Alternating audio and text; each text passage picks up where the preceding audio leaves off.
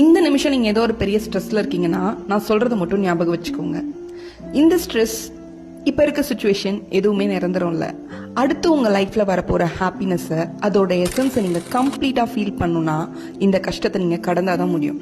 நிறைய கவலைகள், negative thoughts, தனிமைன்னு நெகட்டிவாக போயிட்டு இருந்தேன். என் லைஃப் மாறின ஒரு இடம் தான் இந்த ஸ்கூல்.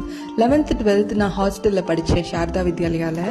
என்னோட லைஃப்பில் கஷ்டமா அப்படின்ற லெவலுக்கு என் லைஃப் மாறிடுச்சு. எப்பயுமே ஃப்ரெண்ட்ஸோட கூட்டமாக ஜாலியாக அங்கே இன்சார்ஜாக இருக்க எல்லார் கூடயுமே ரொம்ப ரொம்ப ஃப்ரெண்ட்லியாக, லீவ் விட்டால் வீட்டுக்கே போக வேணாம்னு தோன்ற அளவுக்கு சொர்க்க பூமிங்க அந்த ஸ்கூலு. வெல்கம் அப்படிங்கிறது வாழ்க்கையில் எவ்வளோ முக்கியம்னு சொல்லித்தரலாம் வேண்டாங்க. அங்கே இருக்கும் போது அது தானாகவே வரும். நான் ஸ்கூல் முடிச்சு 15 இயர்ஸ் ஆகுது. ஆனால் இப்போ போனாலும் சாப்பிட்டு போவினோன்னு சொல்ல நிம்மிக்கா, பானுக்கா, மகாக்கா, சுதாக்கான்னு எனக்காக 4 பேர் இருக்காங்கன்னு நினைக்கிறப்போ வேற என்னங்க வேணும் லைஃப்ல?